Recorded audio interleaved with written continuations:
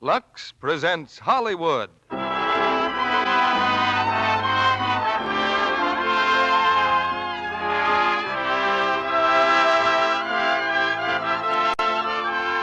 Lux Radio Theater brings you Dick Powell and Linda Darnell in Christmas in July with Raymond Walburn. Ladies and gentlemen, your producer, Mr. Lionel Barrymore.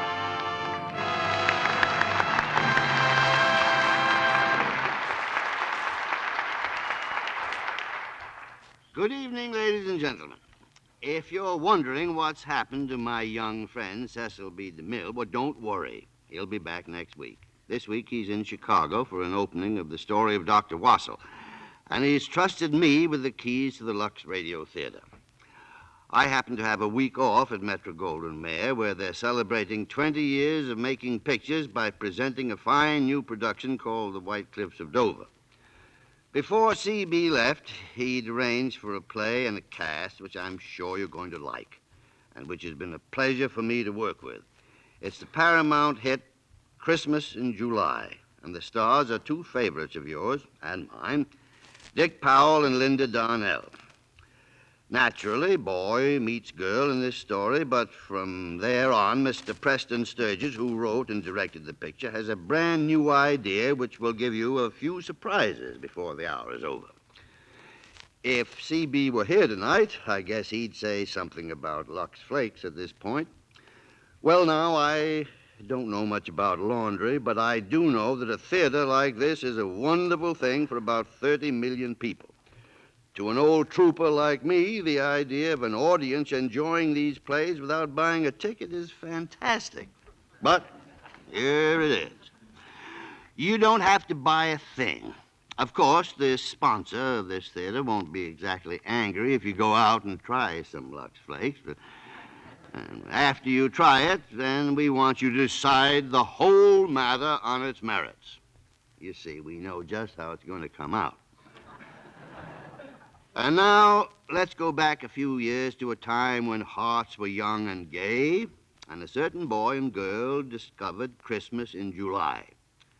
Here's the curtain for the first act, starring Dick Powell as Jimmy and Linda Darnell as Betty, with Raymond Walburn as Maxford.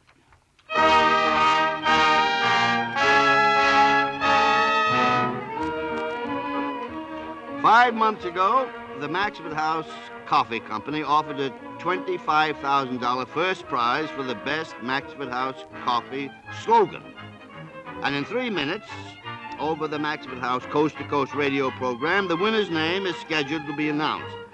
But something that even Dr. Maxford himself could not foresee has happened. After plowing through 1 million entries, the bleary-eyed and weary jury's hopelessly deadlocked, and now into their hushed and solemn precincts, Dr. Maxford descends with all the graciousness of a blockbuster. I don't care what you think about it. I'm not going to... Quiet! That's what I'm not going Quiet! What's all this hogwash about a deadlock? Where's the verdict? Answer my question, you idiots! Don't ask us, ask Bill Docker. He's been holding out all day. I'll hold out forever. A bunch of fat-headed, mealy-mouthed lame brains. Why, I wouldn't agree to a thing like that. Quiet! I have... Quiet! Don't you know that our program is on the air? Don't you know that the whole of America is waiting for your verdict? That you're giving heart failure to the Western Hemisphere? What do you know about picking slogans anyway? Why, you wouldn't know a slogan if you slipped on one. If you gentlemen had the combined brains of a glowworm... But we're all agreed, Doctor. That is all except the brilliant Mr. Bill Docker. Well, let me tell you something, Mr. Bill Docker. I'm giving you just 4 seconds flat to get in line. Oh, no, you're not. I'm a member of this jury, and I'm going to vote the way I think is right if it takes 10 years. I'm giving my services free to a bunch of suckers who fell for a lot of dribble that don't amount... Hello? Oh, we are we? Well, that's just lovely. The Maxwell House program is signing off the air, gentlemen, so just take your time. You can stay here till next Wednesday for all I care, or you can stay here till Hoboken freezes over. You have failed in our promise to the public. We have muffed the most dramatic advertising moment in the annals of commerce, and you made a fathead out of me. The next nitwit who talks to me about a contest had better duck before I swing on him. And in conclusion, gentlemen, and especially you, Mr. Bill Docker, let me say that I have seen far, far better heads on a glass of beer.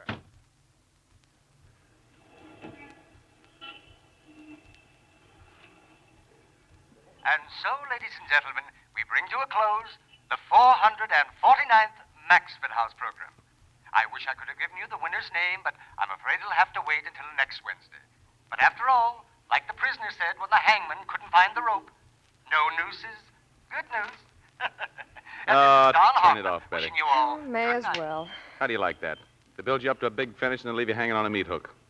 Come on, I'll walk down with you. Oh, let's stay here and talk, Jimmy. It's so hot. That's a great way to spend an evening. Sitting on the roof of a broken-down apartment house because I don't have the dough to do anything Oh, else. now that's not so. It's cool up here. Besides, you wouldn't have missed listening to Maxford House for anything. A lot of good it did me. I wish they'd get that contest over one way or another. You start thinking about that $25,000, or even the second prize at $10,000. Or even anything. You said it.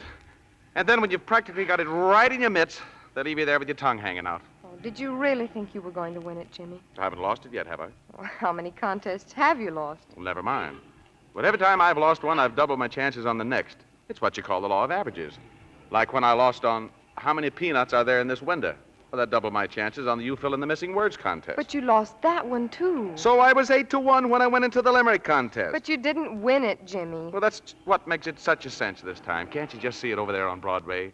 A great big electric sign. A guy swallows his coffee and it says, if you don't sleep at night, it isn't the coffee, it's the bunk. You gotta admit, that's some slogan. Uh-huh. Well, do you get the point? You understand what it means? Yes. Well, it's as clear as crystal. It isn't the coffee, it's the bunk. If you don't sleep at night, it isn't the coffee that keeps you awake, it's the bunk. I know what it says. I just don't understand it. Well, a kid or two could understand it. That Viennese doctor in the Sunday paper, he said that old idea is just a superstition. Instead of keeping you awake, coffee makes you sleep. Well, that's simple enough, isn't it? Coffee makes you sleep. It doesn't make me sleep. Well, he says it makes you sleep. He's a Viennese doctor. Jimmy, coffee keeps you awake. That's a well-known fact. Why are you so pig-headed about I it? tell you, it's a new scientific theory. People only think coffee keeps them awake. Those kind of people are nervous wrecks and couldn't sleep anyway. So I say, if you don't sleep at night, it isn't the coffee, it's the bunk. Do you get it? I guess so. You guess so. What does it mean? It's the bunk. Yes. But do you get the play on words? Oh, Jimmy, you don't need a play on words. Anytime anybody tells you that coffee makes you sleep, you don't need a play on words to know it's the bunk. Don't you understand? Don't you understand? It's funny. It means if you don't sleep at night, it isn't the coffee that keeps you awake. It's the bunk. The bed. The bed. With me, it's the coffee. Oh. Oh, Jimmy, you know I want you to win. I'm just as anxious as you are. And, gee, when you lose this one, just think how much better your chances are on the next one. Fine chance anybody's got of winning anything if everybody going around saying coffee keeps you awake. All right, all right. Let's go downstairs and drink a gallon of coffee and see which one sleeps the longest. Oh, shut up. Jimmy! Yes, Mom. Mr. Zimmerman says, will you please not talk so loud? He's trying to go to sleep. Oh, tell him to drink a cup of coffee. And don't take hold up there. All right, Mom. Oh, Jimmy. Jimmy, you know, I'd like you just as much if you didn't win the old contest. That's because you're a sap. I am not a sap. Nix. Two can live cheaply as one, you know. Who wants to live cheaply? Jimmy, what would you do if you won the $25,000? Stick in the bank. Wouldn't you even buy a little ring or something? Oh, what's the use of talking about it, honey? You know I'd spend it all on you and Mom. I'd get you a big, shiny car and a swell apartment. Anything you wanted. We'd be happy, all right. Oh, we could be happy anyway. When you say that, you just make me mad. Now, look at my own mother. She's never been to the country for more than one day, never had any nice furniture. The dream of her life is a Davenport that turns into a double bed at night with a crank. She's never had a decent dress except what she's made herself. And my old man, worn out at 48 and died because he couldn't afford a decent doctor. So I earn $26 a week and you want to get married. And I earn 18, and that makes 44. Sure. And you've got your ma and I've got mine, and then we have a baby and you have to stop work and we're right back at the same old 26 again. Except then there's you and the kid and the two old ladies. Oh, but Jimmy, darling... Nix, honey, nix. They didn't give you wrists like that and hands like that to spoil them scrubbing floors for a dope like me. A man's got to look out for himself in this whole world, and the girl's got to do the same instead of fooling away her time on a guy like me. Unless he crashes through. Oh, you make me tired. Then go to bed. Well, that's a nice thing to say. You invite a girl over to your roof and then yell at her. Listen, if I wanted to be insulted, I could have gone out with the credit manager. Who's stopping you? Well, thank you very much. It's very nice to know just where I stand. Oh, I'm sorry. Well, maybe I will go out with the credit manager. Good night. Wait a minute. I'll help you with that skylight. Kindly let go of my arm and mind your own business. Oh, shut up. Why don't you shut up? Why don't you both shut up? Wise guy. Now, don't fall down the ladder. I've been down the ladder before. You fell down it before, too. Good night. Yeah. See you at the office. Aren't you going to take me? Well, okay. Good night, Jimmy. Good night, honey. Good night, darling. Good night. Good night.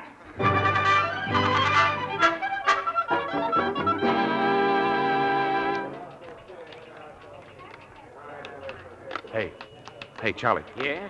I got to go out in the hall to phone. Tip me off if the boss comes in, will you? Yeah. Who you got a phone? Oh, the Maxford House Coffee Company. Maybe they picked the winner of that slogan contest by now. Oh, go ahead, Jimmy. If I see Waterbury, I'll warn you. Thanks. I'll be right back.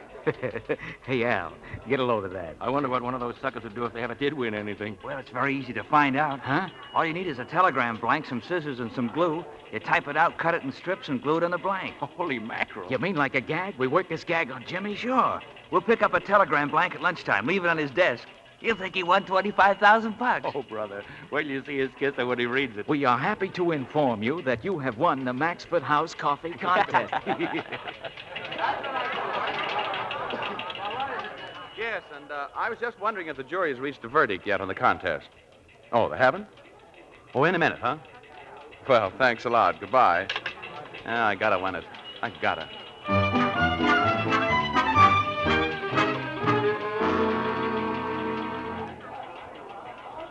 You, sent for me, Mr. Waterbury? Close the door, MacDonald. You had a good lunch, MacDonald? About the same as always. Nothing wrong with your appetite. You feel well. Why, sure. I feel fine, Mr. Waterbury. I've been watching you for some time, MacDonald. Yes, sir. It used to make me kind of nervous. Not nervous anymore? Oh, no, sir. Look at this. Your morning worksheet. The comptometer you operate is almost foolproof, MacDonald. Yet you managed to miss your total by a little matter of $11,000. To what do you attribute this? I don't know, Mr. Waterbury. Have you troubles at home, then? You play the races? Or are you simply incapable of doing your work? Well, I guess it's the contest, Mr. Waterbury, the Maxford House contest.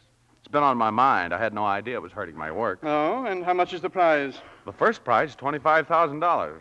Ah, yes. I used to think about $25,000. And then one day I realized I would never have $25,000. And then suddenly another day, considerably later on in life, I realized something else. I may not be a rich man, but I'm not a failure either. Ambition is all right if it works, but no system could be right where only half of 1% were successes and all the rest were failures. No, I'm not a failure. I'm a success. And so are you. If you earn your own living and pay your own bills and look the world in the eye, I hope you win your $25,000, Mr. MacDonald. But if you shouldn't happen to, don't worry about it. Now get the heck back to your desk and try to improve your arithmetic. Yes, sir, Mr. Waterbury. Gosh, thanks a lot. That's all right.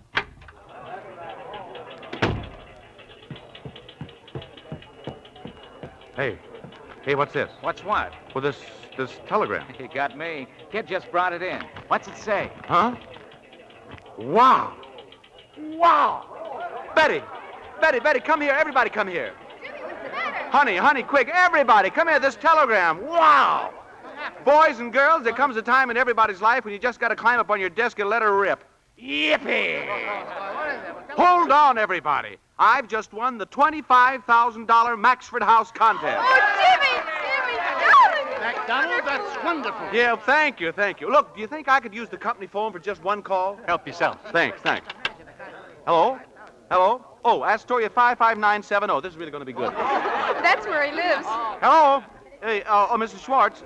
I hate to bother you, but could I talk to my mother a minute? Yes, it's very important. Thank you, Mrs. Schwartz. I'll let you use my phone all you like when I get one. That's the neighbor. She's calling my mother. Hey, shh, quiet now, quiet. Shh, quiet, everybody. Hello, Mom. Mom, now don't get scared. No, of course I'm not hurt. Mom, listen. Are you a rich woman or a poor woman? No, I'm not crazy with the heat, Mom. Look. Mom, you can go out and buy yourself anything you want. New furniture, automobiles, new dresses. Oh, the electric washer. Yeah, the electric washer. You know the one you like, the green one? It's yours, Mom. Hey, Charlie. Yeah, this ain't so good. Yeah, and the Davenport, the one that turns into the double bed with the crank. It's yours. It's all yours. And anything else you want. Listen, guys, this is going to cost us one Davenport. I'll tell the world I got a raise. And Howie got a raise. Look, we just got to put him out of his misery. Yeah, some gag. I didn't know he'd go nuts like this. Hey, look who's coming, Mr. Baxter. Yes, everything's wonderful, Ma. I'll call you back, honey. What's going on around here? What is this, football game? What are you doing up on that desk? Never mind what you're doing, you're fired. What's your name? James McDonald, sir, and this is my fiancée, Miss Casey. I'll let that be a lesson to you. Well, what's so funny? What is it? Waterbury, where are you? I demand an explanation. Mr. Baxter, I really see no point in firing this If lad. anyone ought to be fired around here, it's me. Never mind the noble gestures. I'll decide what's what around here. Waterbury. Wait a minute. You don't understand what's happened, Mr. Baxter. These children are part of your family, your business family, and anything that happens to them happens to you.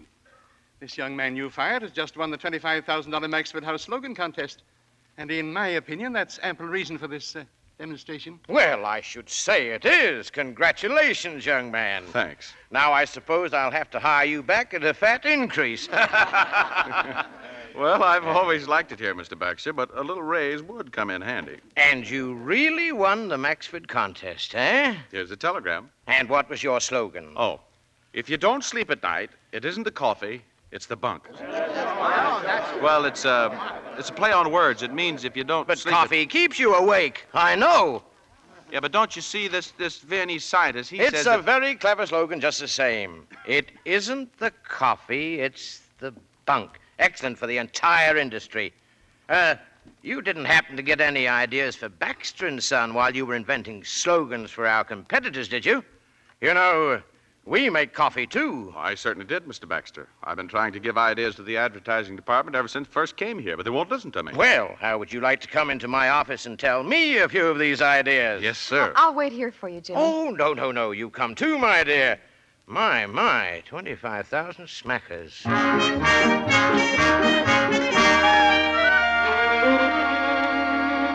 So you see, Mr. Baxter, Mr. Jenkins, Mr. Babcock, I tried to find a slogan for Baxter's Coffee, too. One that would imply that Baxter's was the finest coffee made. The aristocrat of coffees. Aristocrat? Babcock, revise your thinking. Aristocrat? Oh, no, that's been used too much. Oh. And what is your slogan for Baxter's, Jimmy? Baxter's, the blue blood coffee.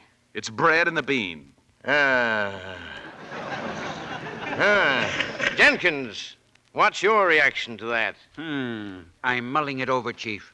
The blue blood coffee. It's bread and the bean. That's it. Bread in the bean. It's wonderful. It is? I mean, it is. I can see it all over the nation. Jimmy, you're a genius. Thank you. And now that you're a capitalist, I don't know how you'd feel about working for a living, but if you'd care to have a little office here. Oh, you mean all to himself, with his name on the door? Naturally, and with you as his secretary, and of course a reasonable increase in salary. I see no reason why we shouldn't shake hands on it now. Oh, Jimmy, quick, shake his hand. Sure. Well, gee, Mr. Baxter, thank you. That's swell. That's fine. I just don't know what to say. Well, I think you've said quite enough, my boy. Now, why don't you take the afternoon off while we get an office ready for you? I'd certainly appreciate it. Do you suppose Betty could come along, too? Why, of course she can. And the little bird tells me just where you'll be headed for. Some little jewelry store, I'll wager, huh? Well, I guess you're not very far wrong, Mr. Baxter. But first of all, I think I'll go over to Maxford House and pick up that little check. Oh, yes, we'd almost forgotten about that, hadn't we? Oh, not me. I hadn't. What was your slogan for Maxford again? It isn't the coffee, it's the bunk. Isn't that marvelous? It isn't the coffee, it's But it's bread in the bean. That's the one for my money. Functional. Precisely. Well, I don't know how to thank you all. Well, goodbye. Goodbye. And thank you again, Mr. Baxter. Oh, not at all. I had my eye on that boy for some time. A big future. Immense. Jimmy? Hey, wait a second, Jimmy. Hiya, Harry. What's on your mind? Need a few bucks? Oh, hello, buddy. Jimmy, could I talk to you for a second, alone? Could you make it tomorrow, Harry? Gosh, we got to go over and pick up that check. They might think we weren't grateful or something. But that's just what I want to talk to you about. You see, Charlie and Al and I, we... McDonald. Yes, sir? Was that it's bread in the bean or just bread in the bean? Oh, it's Mr. Baxter. You see, just bread in the bean might sound like bread in the bean. I'll fix that one. Might sound like bread and butter or something like that. Yes, naturally. I don't know why I didn't realize that.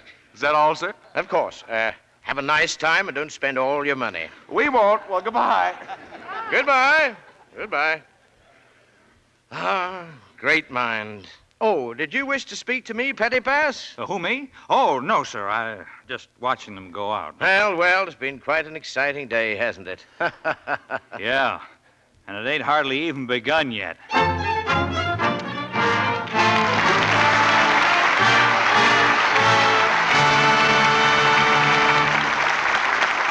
Before we present Act Two of Christmas in July, starring Dick Powell and Linda Darnell, Libby and I want you to decide an argument that's been going on between us. Oh, not really an argument, Mr. Kennedy. It's a debate. Well, whatever you call it, the question Libby and I have been discussing is... Do women dress to please men or other women? I say to please you men. But just try asking a man to describe what a pretty girl is wearing.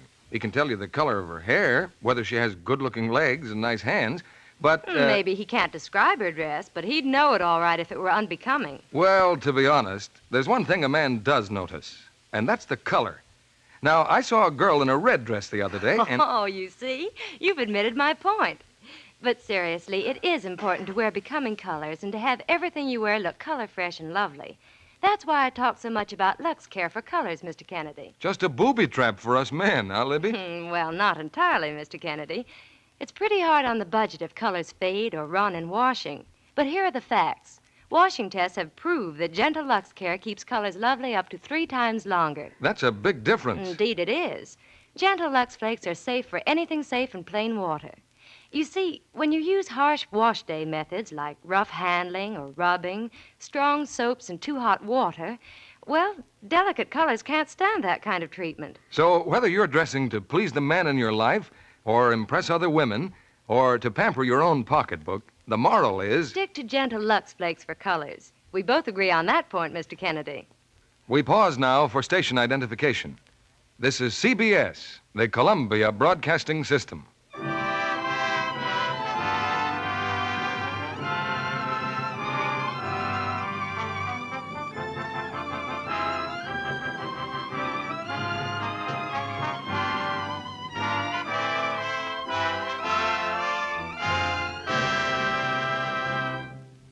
Act Two of Christmas in July, starring Dick Powell as Jimmy and Linda Darnell as Betty, with Raymond Walburn as Maxford.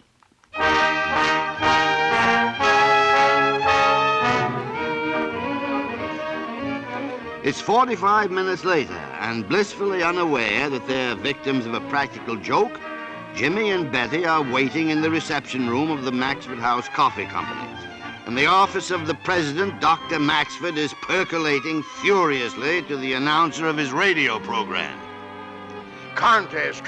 What good are contests anyway? Why, they make you a million enemies. And all they prove is that you got too much money in the first place, since you can't afford to toss a large chunk of it to some sap who probably never had a cup of your coffee in his life, but exists on goat's milk. Oh, it's deplorable, Doctor. Has the jury reached a verdict yet? I don't know and I don't care. Well, maybe if they could hold off until our next broadcast. Oh, no, that would be the intelligent thing to do. That would be useful to the company that feeds and clothes them and sends their children to college so that they can grow up to be dumbbells like their parents. Well, what do you want? The contest winner's here, Dr. Maxford. All right, bring him in. Yes, sir. Well, how do you like that? Then they've reached a decision? How do I know? I'm only the president. Why should that jury of imbeciles bother to tell me anything? I'll have their heads for this. Why, well, come in. Well, how do you do, sir? I suppose I have the honor of addressing Dr. Maxford, I presume? Yes, and this is Don Harper, our announcer. And this is my fiancée, Miss Casey. Well, it's certainly a pleasure meeting you. How do you do? Congratulations. Thanks. Here's the telegram, Dr. Maxford. Yeah? Oh, yes. Great pleasure to inform you. $25,000. Kindly call and pick up your check. Oh, you aren't by any chance a coffee drinker, are you? Yes, sir. I certainly am. Well, that's surprising. You don't by any chance drink my coffee, do you? Well, no, sir. You see, we're both employed over at... Oh, yeah. That sounds more natural, yeah. But we could easily change. Sure. I think it would only be fair. Oh, don't bother, Mr. McDonald. I wouldn't want anybody to think that I had any base commercial motives in all this. I just give my money away because I can't sleep at nights.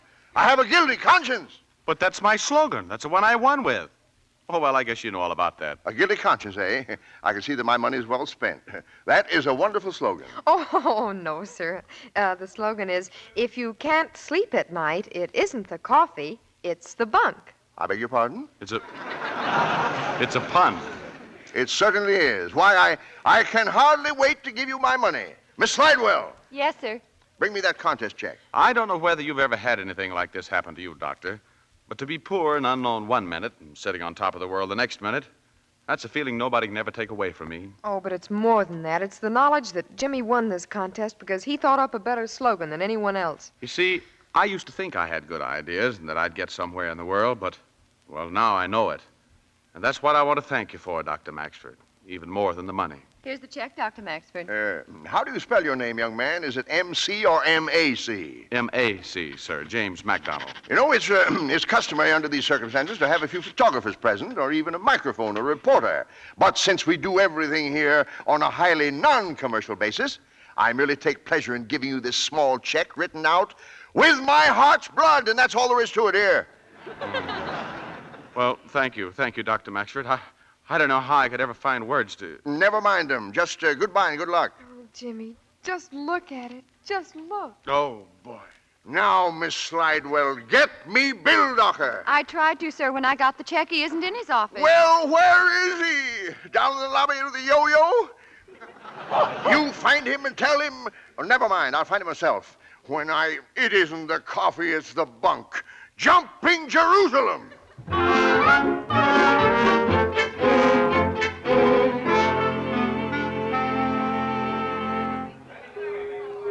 You know what? We could get everything here, the ring and everything, all in this one store. Can I help you? Oh, that diamond ring there in the showcase. Oh, it's so beautiful, Jimmy. Holy smoke, I should say so. But here's a ring of more practical dimensions. Fiery little devil, isn't it? Does a magnifying glass come with it? I was only trying to be helpful, that's all. It's immaterial to me how big a stone you'll look at. Fresh guy. Here, what do you think of this, for instance? Boy, how much is that one? $12,000. We wouldn't care to spend that much. No, that's what I thought. But I could if I felt like it. Oh, you could? Well, that puts everything on an entirely different basis. Now, let me see. Jimmy, I'm in love with that one. There in the case. See it? Yes. Well, there's no denying it's a lovely little rock. Well, then I guess we'll take it. Yes, sir. Of course, I haven't got the cash with me, but I got a check here. And may I see the check? Sure. Oh, he just won the Maxford House contest. See, isn't it wonderful? Well, I'll be... Mr. Schmidt! Mr. Schmidt! Oh, for heaven's sake, congratulations. I might say 25,000 congratulations. Yes. Mr. Schmidt, kindly cut a groove, will you? Now, if you'll watch closely, I merely remove the two cushions, press the button marked night, and with one easy push of the finger, it changes into a double bed. Comes morning, a turn of the crank, and presto. It assumes the characteristics of the finest Davenport money can buy. It's called the Davinola, Mr. McDonald. Price? $198.50 plus tax. We'll take it. What a bargain you're getting. I beg your pardon? Oh, this is Mr. Schindel, the owner of the establishment. Congratulations. And the check is good. I just phoned the Maxford Company. Well, how soon do you think you could send the Davinola? Mrs. McDonald's been waiting for years. It's there already. Make it a special, Hillbinder. Do you suppose your mother would like one? Oh, no, thank you, Jimmy. We haven't got room. Well, we got to get us something. We got to get everybody something. Well, say Mom's been wanting a new iron for a long time. She's got it. Compliments of shingles. Free, she's got it. Betty, we got to get something for Mrs. Schwartz and a doll for Sophie. And yeah. then there's old Mr. Zimmerman and the Casey kids. Oh, but Jimmy, we've spent so much, honey. I mean, the ring and the Silver Fox jacket and... Nonsense. The Finnegan kids and Patrolman Goldstein. Well, Tony Marzeppo. And Mr. Romanoff. Look, you just better work up one side of the street and down the other. Wonderful. Okay, Mr. Schindel, where's the toy department?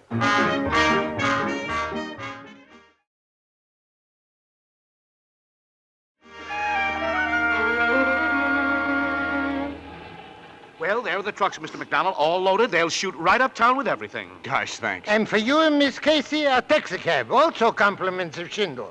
Hillbinder, put in the other packages. Yes, sir. Oh, how can we ever thank you? And that's not all. From Schindel's Fernery, a beautiful orchid for the lady. Oh, Jimmy, look. An orchid. Oh, look, Mr. Schindel, I don't like buying all those things without paying for them. Nonsense, Mr. McDonald. We know an honest man when we see one, don't we, boys? Well, Mr. Schendel, why don't you take the check and give me the change? We should have change for such a check.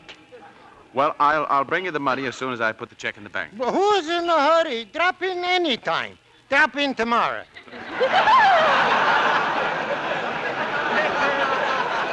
I certainly will, sir. Well, goodbye. Well, the taxi's all ready. Thanks. Goodbye. Goodbye. Come in and see us again. We will. Goodbye, and thanks again. Goodbye. Ah, what a boy. What a business.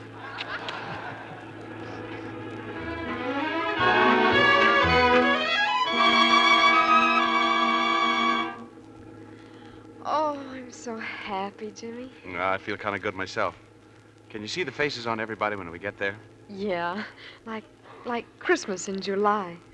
Well, Happy New Year. Oh, it will be a happy new year, too, darling, from now on. Everything new and clean and different. And just think, Jimmy, no more worry. No more worry. That's the only terrible thing about being poor. Say, what kind of a house are we going to have? Any kind you like? How about a penthouse? They come kind of high, don't they? Oh, I was on... Oh, oh, Jimmy, you fool. Will you love me always? Of course I will. For always and always? I don't know why not. Might be a long time. Might be an awful long time. I hope so. The longer, the sweeter, baby. Gosh. Oh, gosh. I just don't know what to think, Mr. Zimmerman. Buy anything you want, he says. An automobile, new dresses, furniture, even a Davenport, anything. I know. Mine Irving, he drinks too once in a while. Oh, but Jimmy, he never takes a drink unless something terrible has happened. Medley lost his job. But he said he got a raise. A raise? Who gives raises these days? Listen, that noise in the street. What is it? Maybe a funeral.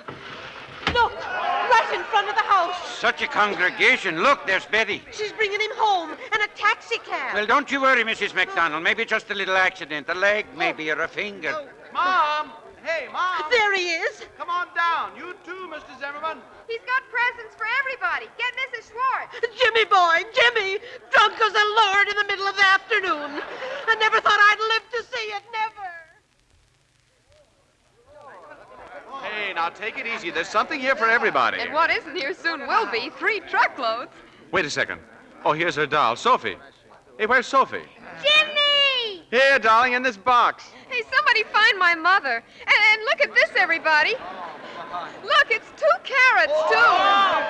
Jimmy! Mom.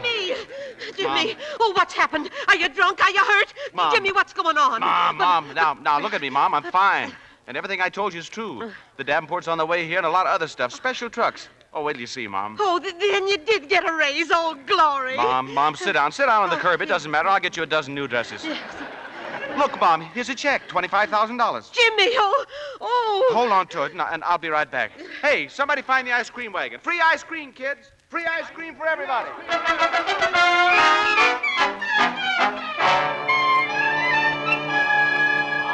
That's what I say. Oh, now look, Bill Docker, get wise to yourself. If the slogan's good enough for the 11 of us, who are you to say that it smells? You smell. One more crack out of you, Arm Bruce, and I'll bust you right on the nose. Sit down. Both of you. Now, look, Bill Docker, the public was promised they'd hear us announce the slogan winner last night on the radio. So we couldn't agree, and we didn't announce it. We got to announce it by next Wednesday, and I think it's high time we talk this over. In a nice, friendly way, of course. Talk what over? Everybody but you says that this slogan is just what the doctor ordered. Maxford's magnificent and mellow. It's brief, it's smooth, it's pungent. It's putrid. And just why is it putrid, Mr. Bill Docker? Because it smells. Well, so there you are, Bill Docker, and all the rest of you playing poker, I suppose. Now that the contest is over, I wonder if you would be kind enough to all get back to your offices and try and sell a little coffee for a change, or am I becoming too commercial? And while I'm on the subject, I just want to tell you that of all the groups of fatheads that I've ever had the misfortune to gaze upon, you take the lard pail. And what about the contest? Well, what about it?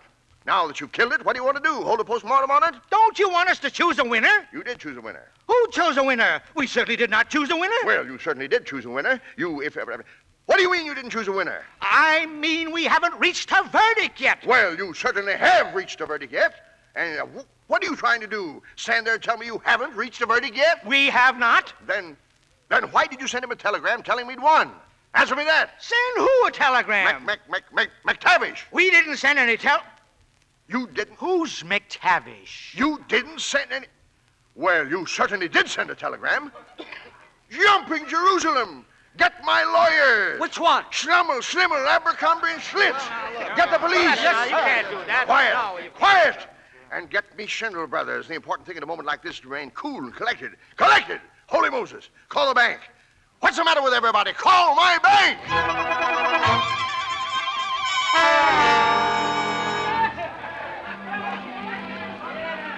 Oh, look at them, Jimmy. It's so wonderful I could cry. It's the best time they've ever had in all their lives. The whole darn neighborhood. See what money can do, honey? Things like this. Oh. Well, get another load. It's all on me. Oh, you didn't forget anyone, Jimmy. A present for everybody. Everybody but yourself. Well, what I want a present for? I've got you. Thank you, darling. Look, here comes the truck with Mom's Davenport. Oh, she'll love it, Jimmy. Say, Jimmy, isn't that Mr. Schindel getting out of the truck? Oh, but he didn't have to come down here himself. Come on, baby, let's find Mom. Take it all away, boys. Everything you see. A bunch of thieves and robbers. Hey, what's the big idea of grabbing my scooter? It happens to be my scooter. What do you mean? Jimmy McDonald gave it to me. And when I get through with that lowlife McDonald, What's going on around here? Arrest them, officer. All these people, arrest them. Who do you think you are, Hitler? Yeah. I tell you, all this merchandise, it's the property of Schindel Brothers. And who's got it now? You got eyes. These loafers. Enjoying themselves with some of my best numbers. You, young lady, come back with that dolly buggy. Goldie, I don't have to. Do I? Now, beat it, kid, beat it. Have a good time. I tell you, everything is stolen, down to the last pogo stick. Stolen? What's stolen? Grab him, officer. That lowlife. He comes to my store with a phony check, and when I ask him Phony to... check? Lowlife. He ain't even had the decency to run away. Hey, now listen, you. Officer, arrest that man. Arrest him? You starting that again. Now calm down and tell me what he's supposed to have done. I've been telling you. He's supposed to walk into my store and flash a sour check in my face. He's supposed to walk out with a diamond ring, which I suppose I don't see on that young woman's finger, I suppose. And a nice fur coat, which I suppose she ain't showing off in spite of the weather. Was Jimmy in his store, Betty? Well, sure he was. So was I. Jimmy offered him the check, but he didn't want to... Rubber checks he offers me yet. Who says it's a rubber check? Are you nuts? Dr. Maxford of Maxford House. Maybe he's nuts. Listen, Dr. Maxford gave Jimmy that check himself. I saw him. If Jimmy says somebody gave him a check, then somebody gave him a check. Now, Mom, take it easy. It's just a little mistake somewhere. Okay, Schindel. Now, go on home. Think it over. Listen, you, I'll break you in so many pieces. All of you, you're all witnesses. This officer refuses to arrest you. Are you trying to intimidate an officer in the pursuit of his duty? Who's trying to imitate anybody? I want my... Officer, arrest that man. That's been tried before. Dr. Maxford. Have you the nerve to even speak to me, young man? What are you talking about? I just want you to tell these people that you gave me a check. What check? What check? Why, the one you gave him in your office. Let me see it. Certainly, here. Oh, that check. Well, now I feel better. Wait a minute. Crook? Destroying evidence? Who are you burglar? Schindel, you schnook.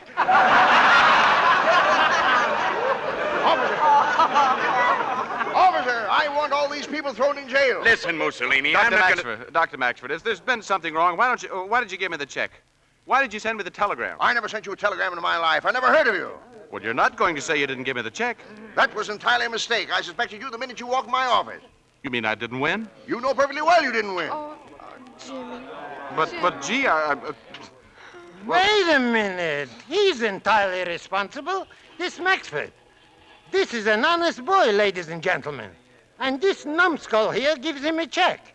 I should take back the merchandise I sold in good faith. Driver, take the Davenport up to the ladies' apartment. Enjoy it in good health, my friend. A present from Dr. Maxford. I'll see you in Hoboken before I pay for anything. And I'll see you in court, where I guarantee you will pay for everything. Pass the ice cream cones around. With love from Dr. Maxford. He's paying for everything, including court costs. Well, there's one present I have for you. Here! Yeah, oh, officer, I'm assaulted with a bloody nose yet. Okay, the two of you. I'll teach you to make trouble on my beat.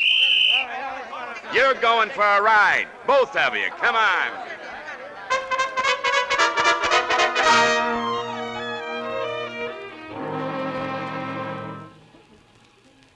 Jimmy, where have you been, darling? Oh, just walking.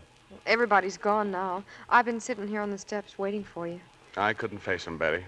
Look, supper's ready, Jimmy. Been ready for an hour. Yeah. Oh, it doesn't matter, honey. You can't lose something you never had. I don't want his old ring or his old skunk.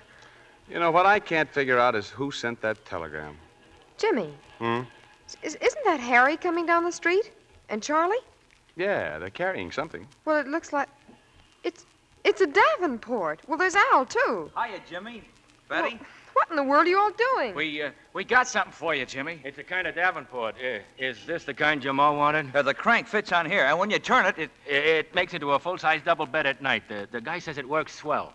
Oh, I don't know what you had to go get that for. Well, we kind of hoped to make up for that phony telegram we rigged up. It was supposed to be a gag, Jimmy. Just a gag. It wasn't a very funny joke. We're sorry, Jimmy. Oh, Jimmy. Oh, I see. I get it. Well, thanks for the Davenport. You can bring it upstairs if you want it. Oh, gee, thanks, Jimmy. We was awful worried. We figured maybe you'd be sore or something. No, I'm not sore. If you're going up now, tell my ma I won't be home for supper. Sure, we'll tell her, Jimmy. Okay, guys, let's lug her up.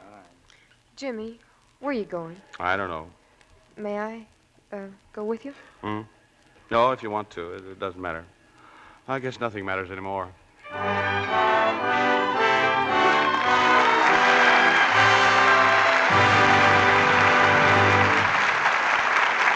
Before Dick Powell and Linda Darnell return for Act 3 of Christmas in July, Libby wants you to listen to something. See if you can tell the difference between these two sounds. Yes, one's short and one's long, but that's not all. Listen again carefully. That's right. The second one lasted 3 times longer than the first. Now, that's exactly what can happen with your undies. If you wash them the wrong way, they soon look old and drab. But if you use Lux Flakes, they can stay lovely 3 times as long. Quite a difference, isn't there? But it's true. Actual washing tests proved it. We purposely washed pretty slips and nighties the wrong way, you know, with strong soap and too hot water. You should have seen them after 30 washings of that kind. Half their color was gone, and some of the straps and seams were frayed and pulled apart. But then we washed the same kind of undies in gentle, lukewarm Lux Suds, and they came out beautifully, still colorful and lovely and new-looking.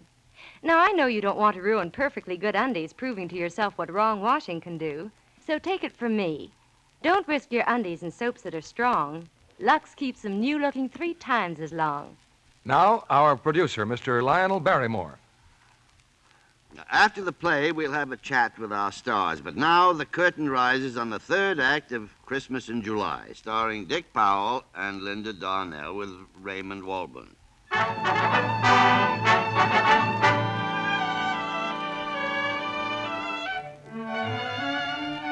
A few hours ago, Jimmy McDonald had $25,000 in cash and a couple of million in self-confidence. Right now, his physical assets total about 95 cents, and spiritually, well, there's more starch in your laundry bag. Jimmy's wandered all the way downtown. Force of habits brought him now to his office building. Betty's still at his side, and she says nothing when he takes the elevator to the floor marked Baxter & Son. Who that? Oh, that you, Mr. Jimmy? Hello, Sam. Careful so you don't slip on the floor. I've just been mopping up. Oh, evening, Miss Casey. Hello, Sam. Funny how different an office seems at night. Well, I always say how funny this office looks in the daylight. Forget to turn out the light in Dr. Baxter's office, Sam? Oh, no, sir, no, sir. I don't forget. Mr. Baxter, he's still in there, conniving away on something or another. Oh. Well, you hoped he'd be here, didn't you, Jimmy? Oh, and in a way, I guess. I hoped he wouldn't be. Why don't you wait and tell him in the morning? Sure glad to hear about your good luck, Mr. Jimmy. You wouldn't be needing a valley now, would you? No, thanks, Sam. Well, sir, I guess you're right. Pride ride before a fall. But it sure ain't everybody that hits the jackpot while they's young and all. You said it. Oh, look, a kitten. Yeah. Hello, cat. Sam, is it good luck or bad luck when a black cat crosses your path? Well, miss, I always say that depends on what happens afterwards. You said it, Sam. And it sure don't happen to everybody, sir. Oh, your new office is ready for you, Mr. Jimmy. Yeah, so I see. You see the door? The painter man just got through. You see what it says on the door? Let's look at it, Jimmy, huh? Yeah. Mr. James McDonald. Oh, it's beautiful. Yeah, careful. I guess the paint's still wet. I guess it wouldn't hurt if we went in and sat down for a minute. It was going to be nice, wasn't it? Oh, now stop it, honey. Come on, cut it out now. Oh, please, Betty. Well, may I come in? I heard you talking to Sam. Oh, I was just coming in to see you, Mr. Baxter. We stopped in to take a look at the office, and... Well, I hope you like it. Oh, it's just lovely, Mr. Baxter. Yes, it isn't every young man who gets his own office and a private secretary at your age. The great many of them, I'm afraid it would go to their heads. But I think you have your feet pretty solidly on the ground. Thank you, Mr. Baxter. Oh, I mean it sincerely. Mr. Jenkins and I discussed our little meeting at great length. And I want you to know that we were genuinely impressed. Genuinely so. Well, that's certainly nice to hear, Mr. Baxter. Yes, the more we thought about your ideas, the more aware we became of their pungency, of their brevity, of their sparkle. Thank you, sir. It's certainly nice to hear. Yes, you have a genuine talent for slogans. Must be like having an ear for music. Now, take me. I sing flat. And you, on the other hand, are a born sloganeer. It's bred in the bean. Hot ciggity. Well, it's certainly wonderful to hear, Mr. Baxter. I kind of got something on my mind, but you've certainly made me feel a lot better. I'll wager he has something on his mind, huh, Miss Casey? Oh, it's really not what you're probably thinking, Mr. Baxter. Oh? Well, it's just this, sir. Now, look. If my ideas were good this afternoon, then they're still good, aren't they? I mean, well, they'd have to be. They're still the same ideas. Well, of course they are. Of course they are. I'm not quite sure that I receive your thought. Well, I mean, if you thought the ideas were good this afternoon, you still think they're good, don't you? Well, of course I do. Why? Well, I mean, since they were good and they're still good, they'd have to be good. And then it wouldn't make so much difference if I... It wouldn't make any difference. Oh, any difference if I hadn't won the contest, the Maxford House contest, would it? Of course it would make a difference. Oh, it would? Well, certainly it would. Well, why? Well, I'm no genius, but I didn't hang on to my father's money by backing my own judgment, you know. I make mistakes every day, sometimes several times a day. I've got a whole warehouse full of mistakes. I should say it would make a difference. You see, I think your ideas are good because they sound good to me. But I know your ideas are good because you won this contest over millions of others. Yes, but you see, Mr. Baxter, It's what you might call commercial insurance. It's like a racehorse. If a horse wins the Kentucky Derby, well, then you back him for the Preakness. But I didn't win it. The Preakness? The contest. I didn't win anything. It was a joke. A joke? That's what they meant it to be. Who did? Oh, some of the fellas. Oh, they didn't mean any harm. They just wanted to see how I'd look when I got the news, I guess. Well, just you give me their names and we'll see how they look when they get some news. Oh, I wouldn't care to do that, Mr. Baxter. Oh, well, it doesn't matter. What do you mean it doesn't matter? After I spend a whole afternoon listening to a lot of baloney entirely predicated upon the winning of this contest and giving you this office. Oh, but Mr. Baxter, how about it's bred in the bean, the blue blood coffee? Well, I don't know what about it. We'll find that out. There's plenty of time for that. But I won't be made a fool of, you understand. I can't go around handing out private offices and secretaries on the strength of a practical joke that I personally consider far from funny. Yes, sir. Yes, sir. It'll be kind of hard to face that gang tomorrow from back of the old desk. It would be just as hard to face it from in here if you didn't belong here.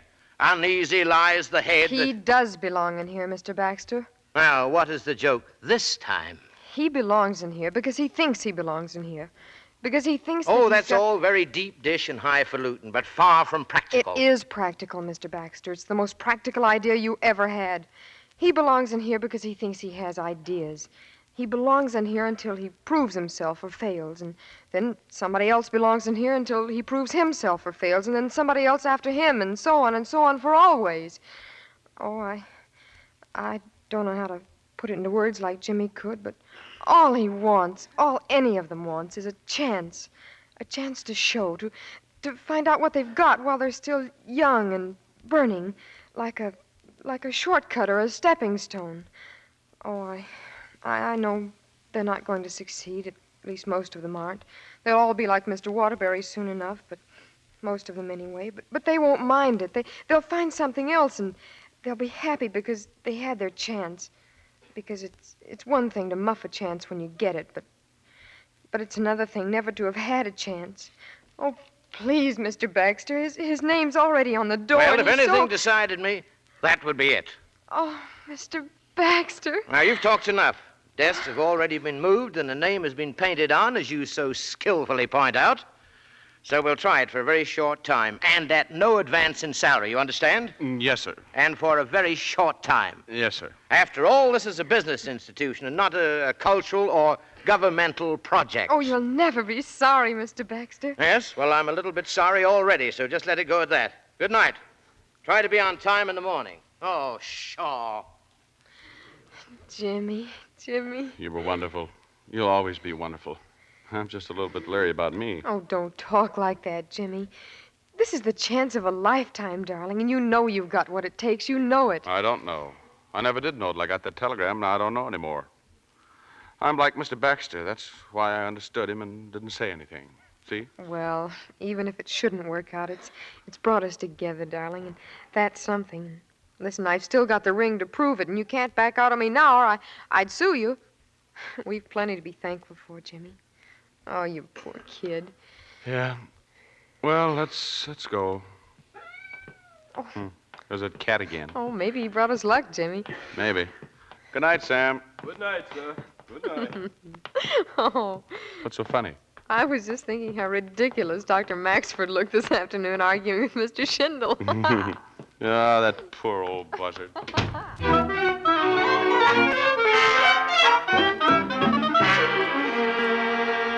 Bill Ducker, of all the colossal gall, what do you mean by coming to my home and waking me up? I got some good news for you. It took a little doing, but I finally won those clocks over. What a jury. Well, it just doesn't matter anymore. This has been the stupidest, the most asinine, the most infuriating. But wait till you hear the winning slogan. But I don't wish to hear the slogan. I don't wish to hear another word about the whole mess.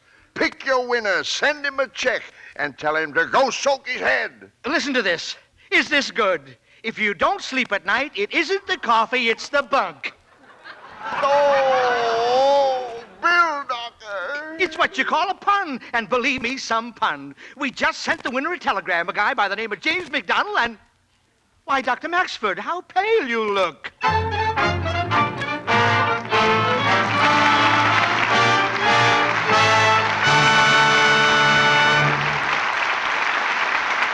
In just a moment, our stars will return for a curtain call.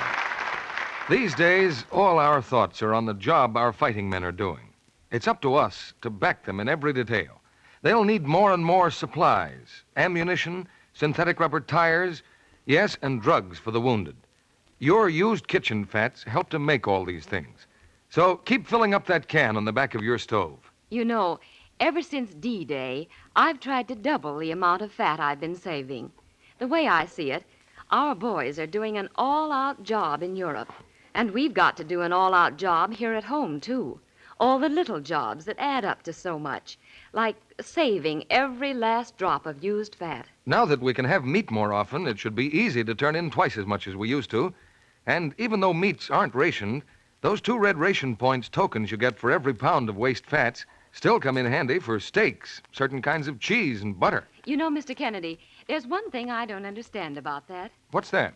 Why is it that they give us points for used fats when we don't have to pay any for new ones, like shortening and lard? The government doesn't want to use good cooking fats for industrial uses unless it's necessary to do so. Well, I should hope not. So they're asking women to turn in old, burned, used fats for our war plants. Keep right on saving every drop of used kitchen fat. Keep a tin can right by the stove. Then take it to your butcher when it's full and collect 2 points and 4 cents for every pound. It will be on its way to a war plant in 3 weeks. Keep on saving used fats.